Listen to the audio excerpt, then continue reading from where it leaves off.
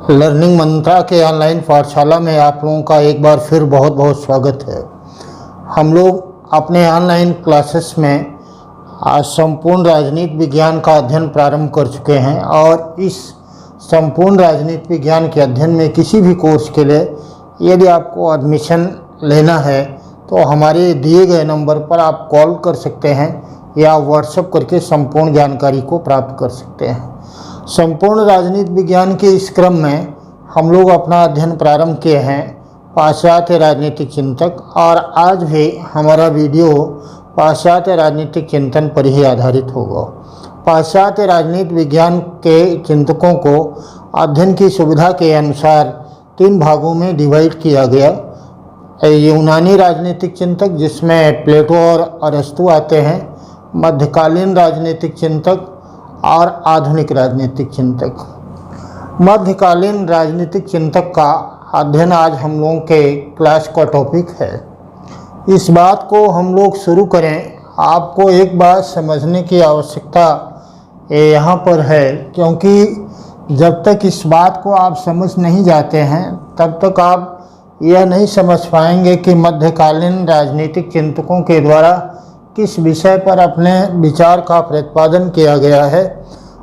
इसलिए आपको यह समझना आवश्यक है कि प्राचीन यूनान का राजनीतिक चिंतन जहां विवेक और बुद्धि पर आधारित रहा, वहीं पर मध्यकालीन राजनीतिक चिंतन बुद्धि और विवेक से हट गया, धर्म और आस्था पर यह आधारित हो गया। इसीलिए मध्यकालीन राजनीति विज्ञान को अंधेरा युग के नाम से भी जाना जाता है। मध्यकालीन राजनीतिक चिंतन और विचारकों को आप पढ़ें। एक बात जानने की आवश्यकता होगी, और यह सवाल आपके एग्ज़ाम का पार्ट भी बनता है, और सवाल यह है कि यूनान का मानव कैसा था, यूनान का मानव कैसा है, मध्यकाल का मानव कैसा है और आधुनिक काल का मानव कैसा है।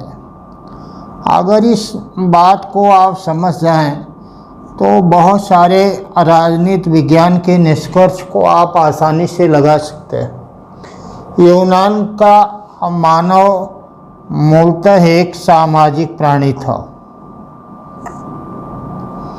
मूलतः एक सामाजिक प्राणी था।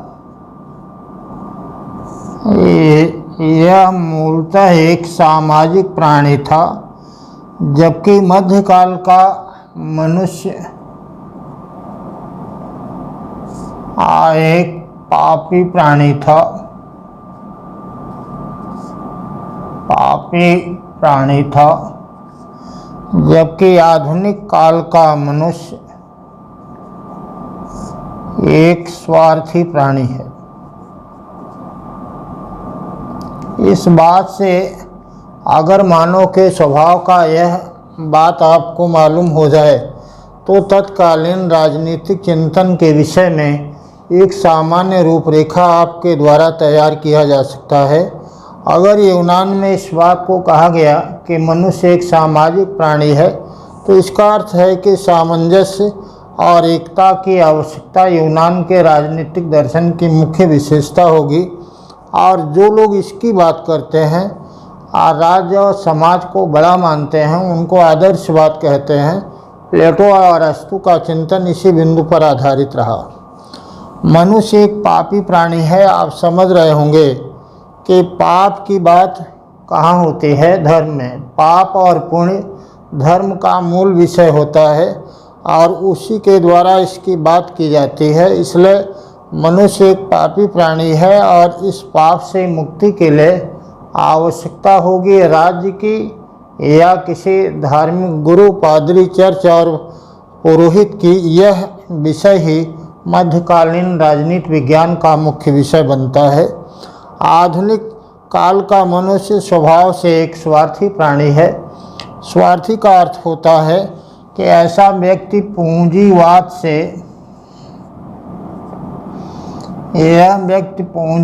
से या उदारवाद से संबंधित होगा। इसलिए आधुनिक राजनीति विज्ञान का प्रारंभ जिस विचारधारा के साथ हुआ उसको उदारवाद कहते हैं। अगर आप अध्ययन करते हैं तो मैकियावली उदारवादी है, बोंदा उदारवादी है, हॉब्स उदारवादी है, जिनके द्वारा मनुष्य को एक स्वार्थी प्राणी के रूप में कहा गया।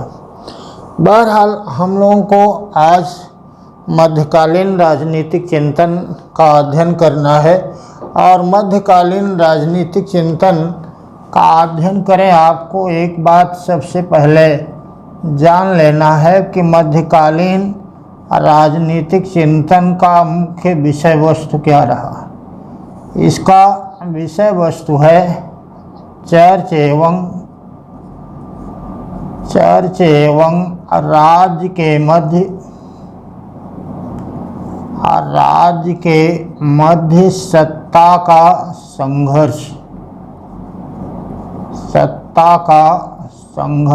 अर्थात संपूर्ण मध्यकालीन राजनीति विज्ञान में एक ही विषय छाया रहा कि चर्च बड़ा है या राज्य बड़ा है। संपूर्ण राजनीतिक चिंतन के अंतर्गत यही विषय मुख्य रहा। जितने भी राजनीतिक विचारक रहे उनके चिंतन का यह केंद्र बिंदु रहा और इसी विषय पर वो निरंतर बात करते रहे। मध्यकालीन राजनीति विज्ञान के मूलतः 3 चिंतक हैं मध्यकालीन राजनीति विज्ञान के 3 मुख्य विचारक हैं जिसमें पहले हैं संत ऑगस्टाइन,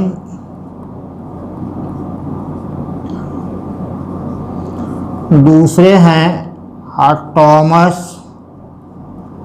टॉमस एक्विनास और तीसरे का नाम है मार्सिलियो। इस प्रकार से मध्यकालीन राजनीति विज्ञान के 3 मुख्य चिंतक हैं। संत ऑगस्टाइन हैं, टॉमस एक्विनास हैं और मार्सिलियो ऑफ पेदुआ।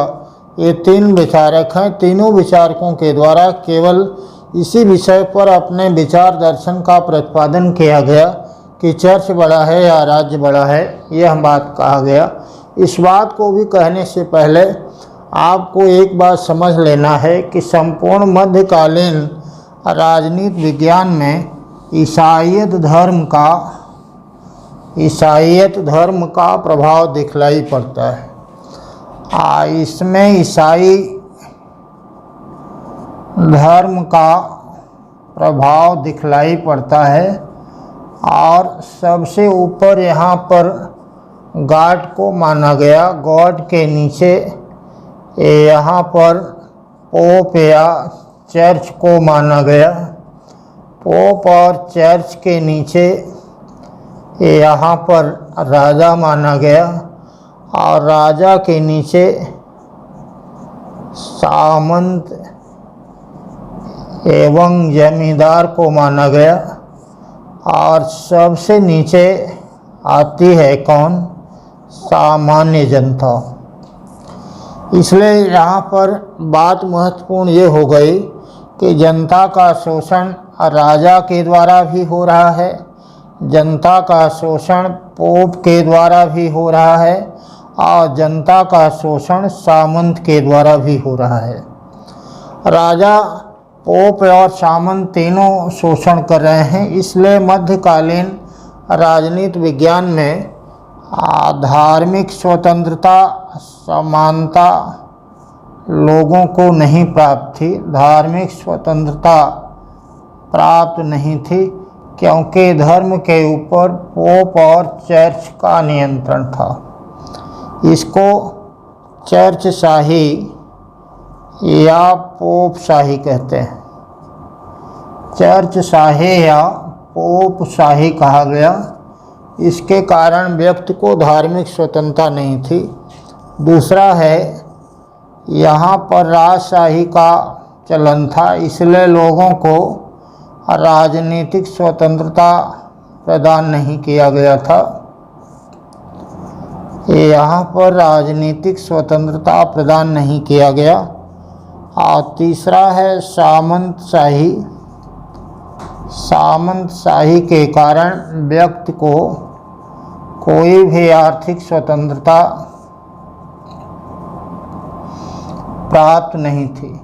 इस प्रकार तीनों ही स्वतंत्रताओं के ऊपर प्रतिबंध लगा हुआ था। धार्मिक स्वतंत्रता पर पोप का, राजनीतिक पर राजा का और आर्थिक पर सामंत का नियंत्रण था। व्यक्ति स्वतंत्रता की प्राप्ति के लिए छटपटा रहा था।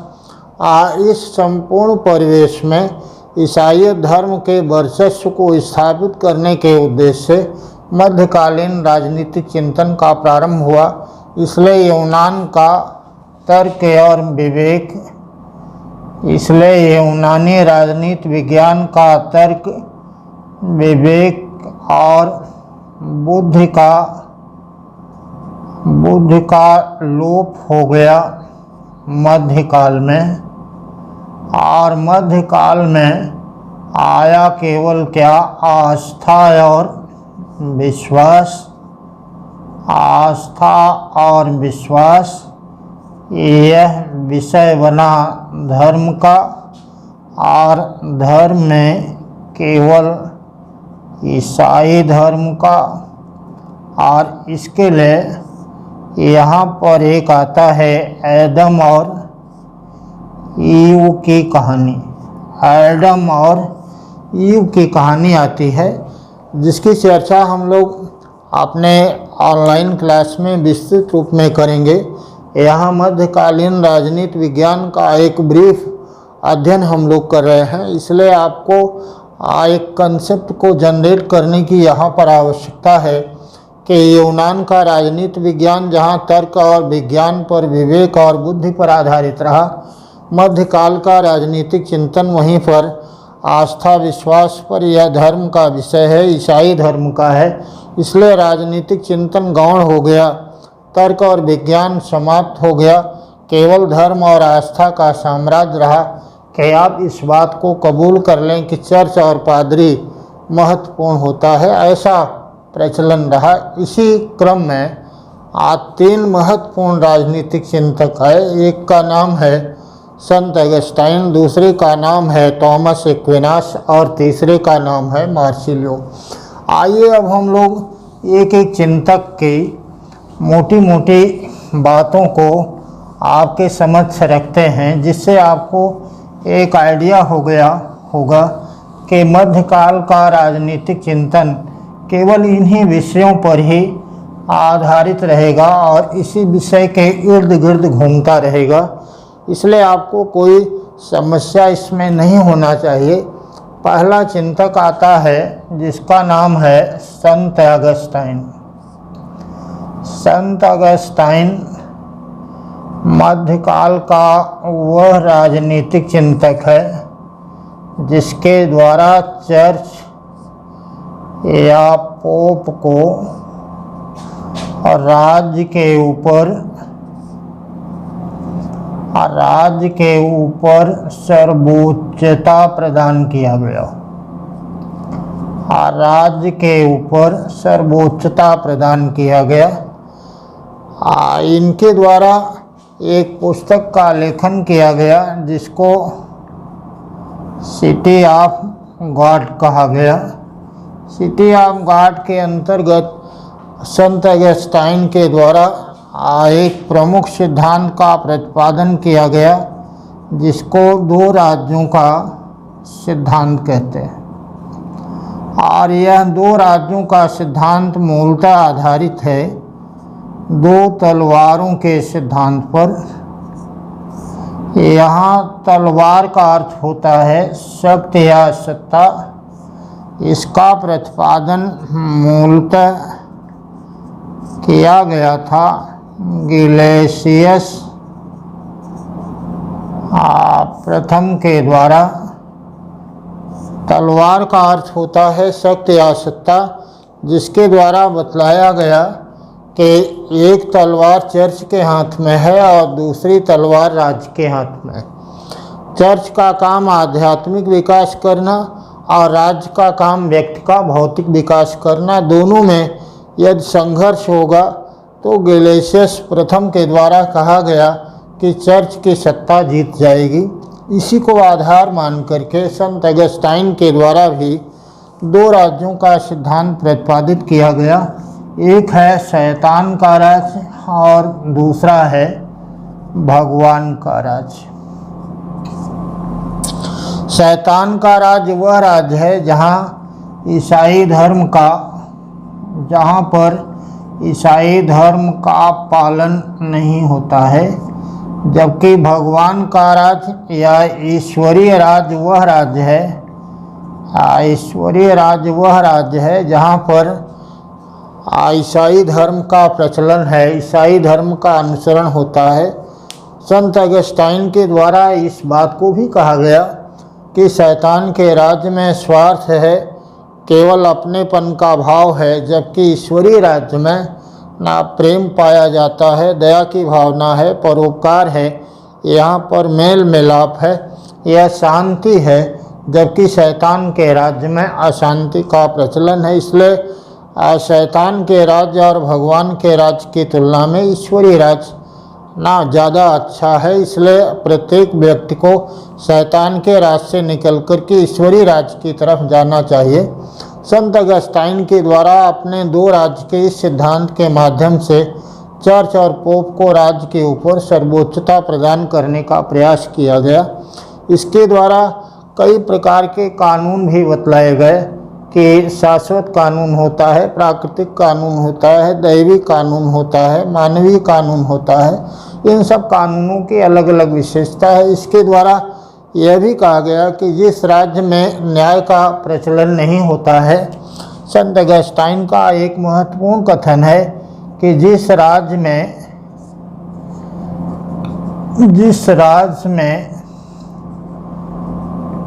न्याय का प्रचलन नहीं होता है, वह राज्य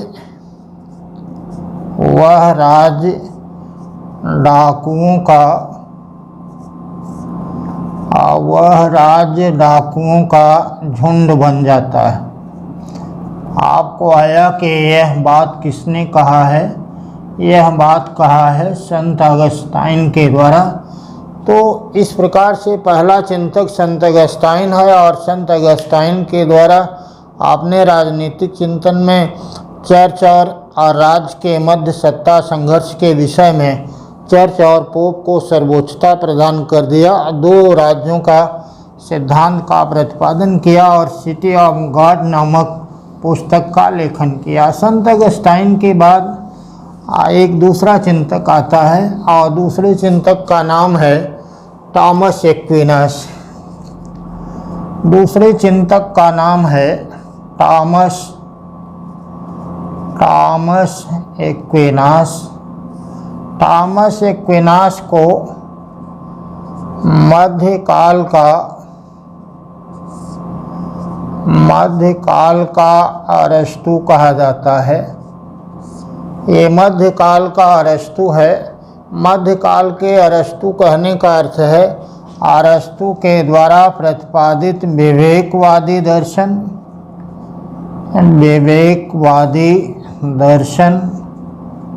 और मध्यकाल के ईसाईयत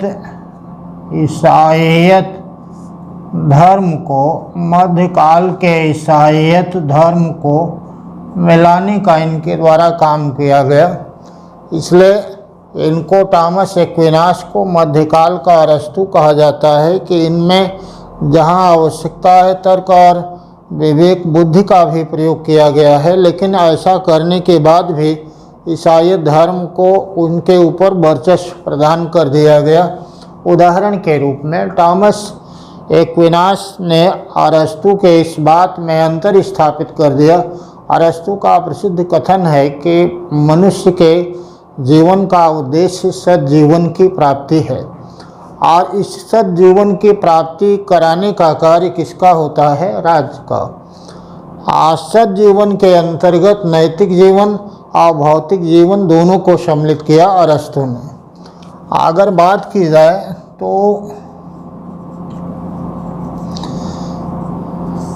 सद्जीवन के अंतर्गत नैतिक जीवन और भौतिक जीवन दोनों को ही सम्मिलित करने का कार्य किया अरस्तु ने। बट टॉमस एक्विनास ने इस सज्जीवन के अंतर्गत एक बात और भी जोड़ दिया, जिसको कहते हैं मोक्ष।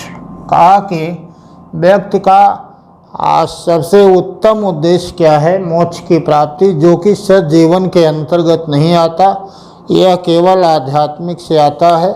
नैतिक जीवन और भौतिक जीवन यह संकीर्ण है, जबकि आध्यात्मिक लक्ष्य की प्राप्ति करना अधिक व्यापक है, और यह काम करने का अधिकार और दायित्व है चर्च और पोप को। इसलिए चर्च और पोप ना राज्य अपना काम करे और चर्च अपना काम करे। लेकिन गुणात्मक दृष्टि से अगर हम देखते हैं तो टॉमस एक्विनास के द्वारा इस बात को बतलाया गया, चूँकि चर्च और पोप के द्वारा मोक्ष प्राप्ति और आध्यात्मिक लक्ष्य की प्राप्ति की जाती है, इसलिए चर्च राज्य की तुलना में अधिक श्रेष्ठ है। बट यहाँ पर क्लियर कट बात यह है कि टॉमस एक्विनास को मध्यकाल का अरस्तु कहते हैं, इसलिए राज्य के क्षेत्राधिकार को और चर्च के क्षेत्राधिकार को अलग अलग कर दिया था।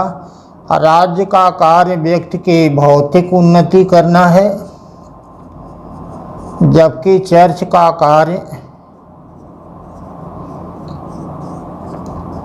व्यक्ति की आध्यात्मिक उन्नति को प्राप्त करना है। इसलिए दोनों के कार्य अलग अलग कर दिया। इनके द्वारा कहा गया कि व्यक्ति का निर्माण जिस प्रकार से शरीर और आत्मा से होता है, शरीर का आवश्यकता कुछ और है, जबकि आत्मा की आवश्यकता कुछ और है।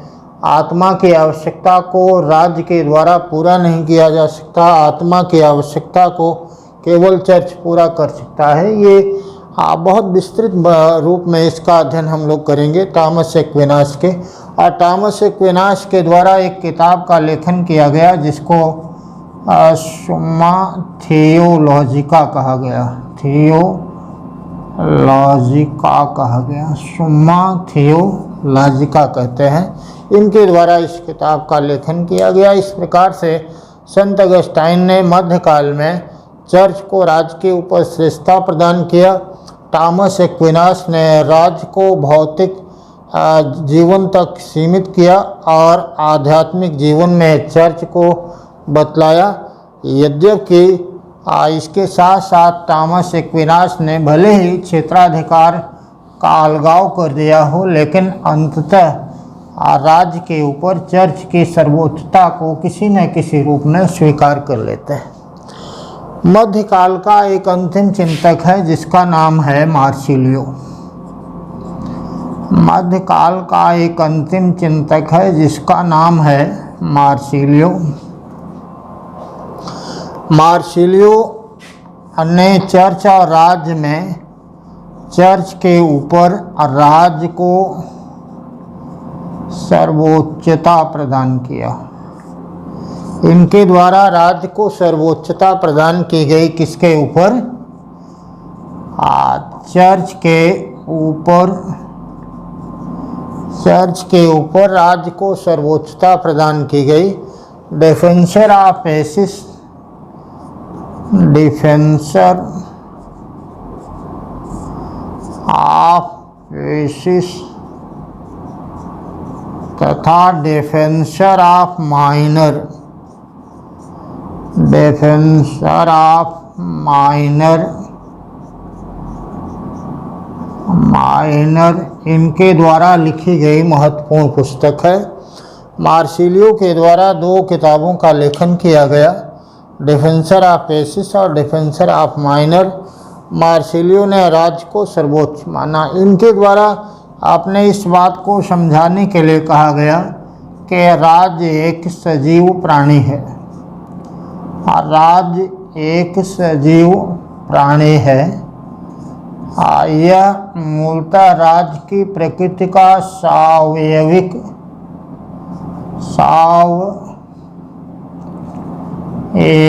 सिद्धांत कहा जाता है। इसको आंगिक सिद्धांत भी कहते हैं। सजीव प्राणी है और उसके विभिन्न अंग के समान अलग अलग इसमें वर्ग होते हैं। जैसे कृषक होता है, कहा कि जैसे शिल्पकार होता है, जैसे सैनिक होता है, जैसे प्रशासक होता है उसी प्रकार से पादरी भी होता है। मार्सिलियो के द्वारा कहा गया कि इन समस्त वर्गों का कार्य अपने लिए निर्धारित कार्य को करना है, उसी प्रकार से पादरी और चर्च का भी काम केवल क्या है? पादरी और चर्च का भी काम केवल व्यक्ति के आध्यात्मिक उन्नति के लिए सलाह मशवरा देना है, इससे ज़्यादा कुछ नहीं। जिस प्रकार से खेती का काम कृषक वर्ग के द्वारा, शिल्पकारी का काम शिल्पकार के द्वारा, सुरक्षा का काम सैनिक के द्वारा, प्रशासन का काम कानून व्यवस्था को बनाए रखने का काम प्रशासक के द्वारा, उसी प्रकार से व्यक्ति की आध्यात्मिक उन्नति का काम किसके द्वारा किया जाएगा? पादरी और चर्च के द्वारा। इससे अधिक कुछ भी नहीं है। पादरी और चर्च की महत्ता को मार्सिलियो के द्वारा अन्य वर्गों के ही समान कर दिया गया, क्योंकि तत्कालीन मध्यकाल में जब मार्सिलियो अपना विचार प्रतिपादन कर रहा है तो चर्च भ्रष्टाचार का अड्डा बन गया था। इस बात से अत्यंत दुखी होकर मार्सिलियो के द्वारा कहा गया, जिस प्रकार से राज्य का नियंत्रण कृषक वर्ग पर है, शिल्पकार पर है, सैनिक पर है, प्रशासक पर है, वैसे ही पादरी वर्ग के ऊपर भी राज्य का नियंत्रण होना आवश्यक है। इस प्रकार से मध्यकाल में मार्सिलियो एक ऐसा चिंतक है जिसने राज्य को चर्च के ऊपर श्रेष्ठता प्रदान करके राज्य की सर्वोच्चता का प्रतिपादन कर डाला। इस प्रकार से हम लोग मध्यकाल के और 3 राजनीतिक चिंतकों को एक सामान्य रूपरेखा में समझते हैं। तो संत अगस्टाइन ने राज्य और चर्च के सत्ता संघर्ष में चर्च को श्रेष्ठ माना। टॉमस एक्विनास के द्वारा भौतिक क्षेत्र में राज्य को, आध्यात्मिक क्षेत्र में चर्च को श्रेष्ठ माना गया। मार्सिलियो के द्वारा पूर्ण रूप से राज्य की सर्वोच्चता का प्रतिपादन कर दिया गया। राज्य की सर्वोच्चता के प्रतिपादन के साथ ही लोक संप्रभुता का यहाँ पर दर्शन होने लगता है। इसलिए हमारे एग्जाम में मार्सिलियो, संत अगस्टाइन, टॉमस एक्विनास के ऊपर कई सवाल पूछे जाते हैं। ये इसलिए हम लोग अपने पूरे क्लास में इसको विस्तृत रूप से पढ़ेंगे। यहाँ एक संक्षिप्त और सामान्य रूपरेखा से आपको परिचित कराना था, इसलिए हम लोगों ने यहाँ पर इस बात को देखा। आप इसको समझने का प्रयास करें। अगले क्लास में हम लोग फिर मिलेंगे किसी दूसरे वीडियो के अंतर्गत। आप इसको नोट्स के रूप में बना लें। कोई समस्या हो तो आप कमेंट बॉक्स में लिख करके हमको बता भी सकते हैं। आपको बाकी सारी चीज़ें प्रोवाइड की जाएंगी। आज का क्लास हम लोगों का यहीं तक है। आप देखते रहें लर्निंग मंत्रा के ऑनलाइन पाठशाला को।